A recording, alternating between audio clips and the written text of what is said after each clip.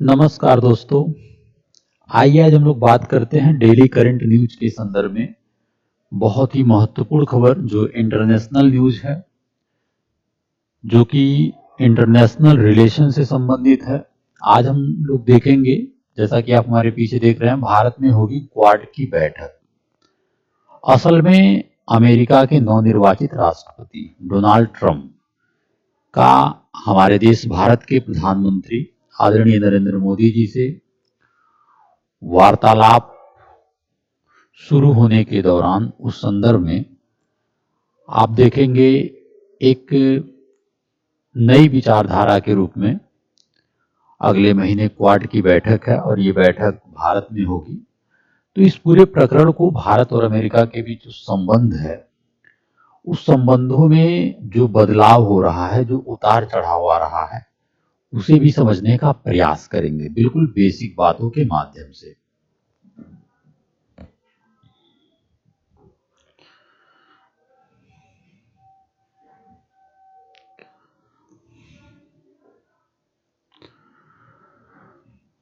तो जो न्यूज का एक विषय है वो यह है कि अगले महीने हो सकती है प्रधानमंत्री मोदी जी की और डोनाल्ड ट्रंप नवनिर्वाचित राष्ट्रपति अमेरिका के, उनसे मुलाकात।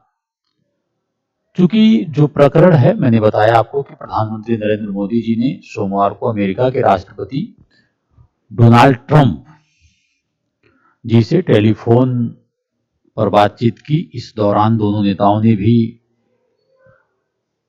भारत और जो अमेरिका का संबंध है को लेकर ऊंचाइयों पर ले जाने के लिए और वैश्विक जो ग्लोबल शांति और सुरक्षा के लिए मिलकर काम करने का एक संकल्प प्रस्तुत किया, एक संकल्प, एक विचारधारा का निर्माण किया, जिससे वैश्विक शांति और सुरक्षा बनी रहे और भारत और अमेरिका के बीच एक बेहतर संबंध आगे की ओर ऐसे चलता रहे। तो इस पूरे प्रकरण को समझेंगे। चूंकि अगले महीने क्वाड की बैठक है, तो ये जो टेलीफोनिक वार्तालाप है एक नई दिशा की ओर जाने का प्रयास कर रहा है। तो क्वाड की बैठक के संदर्भ में पूरे प्रकरण को समझेंगे। अगर मैं आपको बताऊं, जो क्वाड के संदर्भ में आप देख रहे हैं क्वाड्रिलैटरल सिक्योरिटी डायलॉग, जो क्वाड होता है क्वाड्रिलैटरल सिक्योरिटी डायलॉग जो है, अब असल में आपको मैं बताऊं, क्वाड आप देख रहे हैं यहां से एक मैप के माध्यम से, ये भारत है, ये भारत को जोड़ रहा है। इधर आप संयुक्त राज्य अमेरिका को देख रहे हैं, ठीक है। इधर आप ऑस्ट्रेलिया को देख रहे हैं, ठीक है।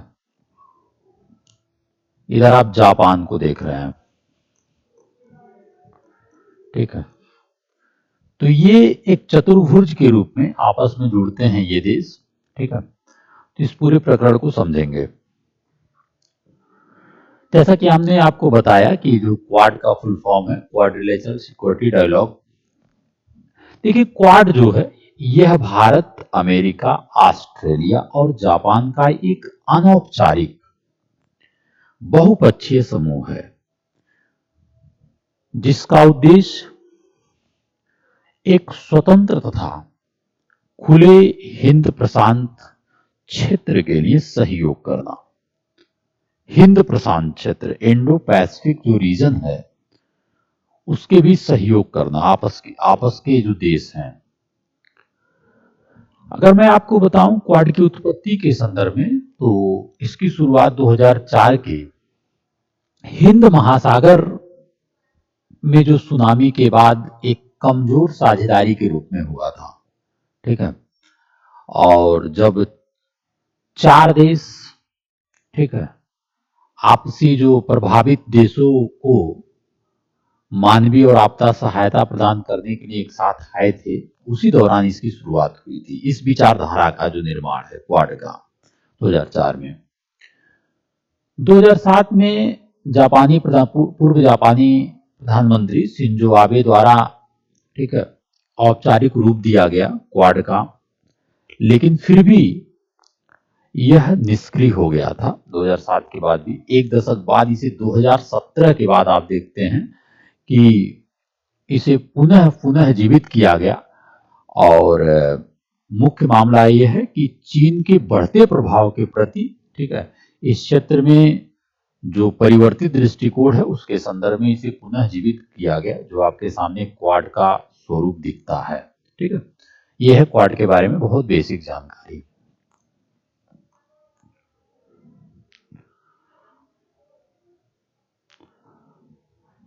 अगर मैं आपको बताऊं क्वाड का जो महत्व है, क्वाड का जो एक सामरिक महत्व है वो क्या है, ये भी बहुत इंपॉर्टेंट बात है। देखिए, क्वाड जो है भारत की एक्ट ईस्ट नीति, जो दक्षिण पूर्व एशिया की तरफ आप देखते हैं, क्वाड में भारत की भागीदारी पूर्वी एशियाई देशों के साथ एक गहन जुड़ाव और समुद्री सुरक्षा के सहयोग को मजबूत करने पर बल देता है।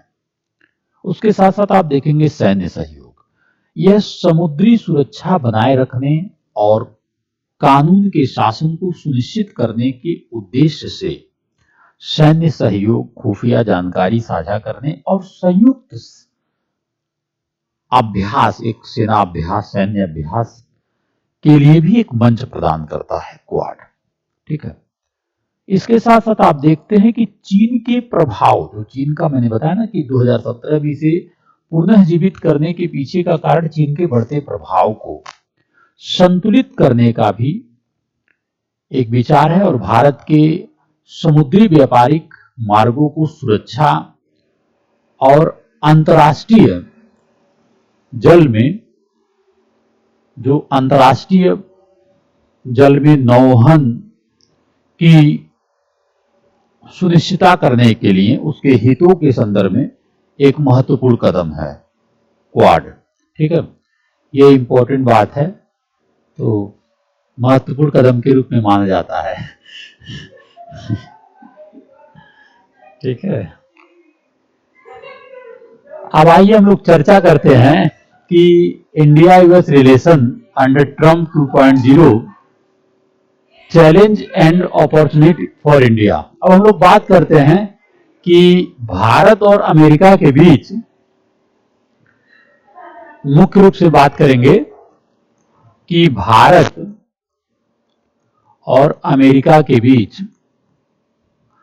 जो वर्तमान समय में राष्ट्रपति डोनाल्ड ट्रंप के बाद, राष्ट्रपति डोनाल्ड ट्रंप 2.0 कार्यकाल शुरू होने में क्या चुनौतियां हैं, इसे हम लोग समझने का प्रयास करेंगे। ठीक है, इंडिया यूएस रिलेशन में हम लोग समझेंगे, क्योंकि जैसा कि आप जान रहे हैं कि डोनाल्ड ट्रंप का ये दूसरा कार्यकाल है। इसमें आप देखेंगे कि अमेरिकी राष्ट्रपति डोनाल्ड ट्रंप ने कुर्सी पर बैठते ही कई ताबड़तोड़ फैसले लिए।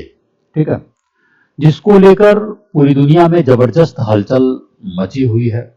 चाहे आप देखेंगे अप्रवासन पर सख्त रुख, जैसे अवैध अप्रवासियों के संदर्भ में जो ट्रंप की योजना है, ठीक है, भारतीय प्रवासियों के लिए एक चुनौतीपूर्ण हो सकती है। ठीक है, ऐसे मुद्दे बहुत ही गंभीर हैं, क्योंकि अमेरिका की जो नीति है वर्तमान समय में, अमेरिका की नीति है अमेरिका फर्स्ट। ठीक है, ट्रंप की अमेरिका की जो फर्स्ट नीति का मुख्य उद्देश्य क्या है, अमेरिका की आर्थिक गतिविधियों को देश के भीतर, ठीक है, केंद्रित करना है। भारत और अमेरिका के बीच आप देखेंगे कि 2022 में जो व्यापार था 191.8 अरब डॉलर का था। ठीक है, जिसमें अमेरिका ने भारत को 73 अरब डॉलर का निर्यात किया और 118.8 अरब डॉलर का आयात किया। इस व्यापारिक असंतुलन, जो अनबैलेंसिंग है, इस असंतुलन को ट्रंप मुद्दा बना सकते हैं, जिससे भारत के विदेशी व्यापार भी असर पड़ सकता है। ये बात इंपॉर्टेंट है। ठीक है,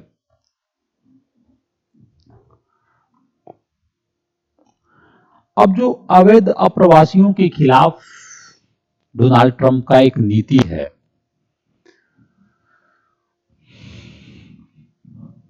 ट्रंप ने अपने भाषण में अवैध अप्रवासियों को सामूहिक तौर पर डिपोर्ट करने की बात कही है।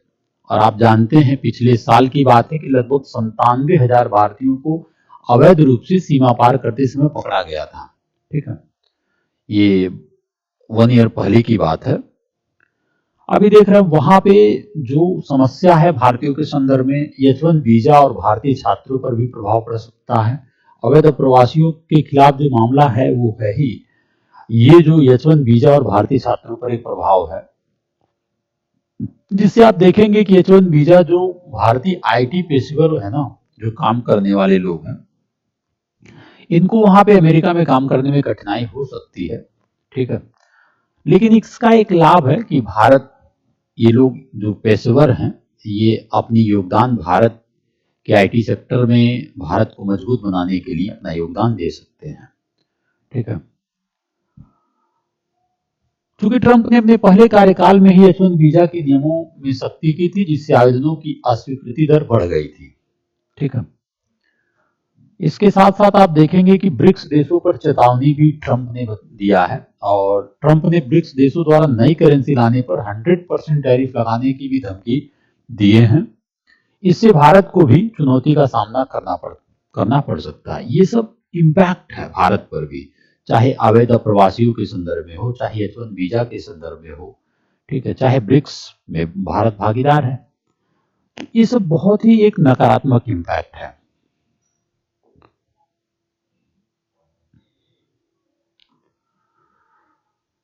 अगर मैं स्टूडेंट के संदर्भ में देखूं क्या प्रभाव है, impact on Indian student US, तो पैसों की दिक्कत और भविष्य की अनिश्चितता हो सकती है। छात्रों की चिंताएं और नौकरी छोड़ने का फैसला। इलिनॉइस के यूनिवर्सिटी में पढ़ रहे कुछ छात्रों ने बताया कि मैं कॉलेज के बाद एक छोटे कैफे में काम करता था और हर दिन 6 घंटे काम के प्रति जो है $60 कमाता था, लेकिन ये मेरे लिए काफी सही था। लेकिन जब मैंने सुना कि अप्रवास अधिकारी अवैध रूप से काम करने पर नकेल कर सकते हैं, तो मैंने तुरंत नौकरी छोड़ दी। तो ये भारतीयों के लिए छात्रों की चिंताएं जो है वो गंभीर मसला है। भविष्य की जो अनिश्चितता है वहां पर, और कार्य छोड़ने के लिए लोग मजबूर हैं। तो ये भी एक भारतीय छात्रों के लिए नकारात्मक कार्य प्रणाली है।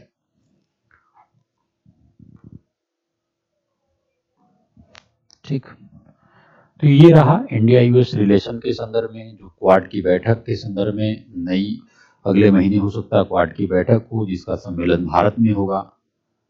तो ये बहुत ही इंपॉर्टेंट न्यूज है। जय हिंद।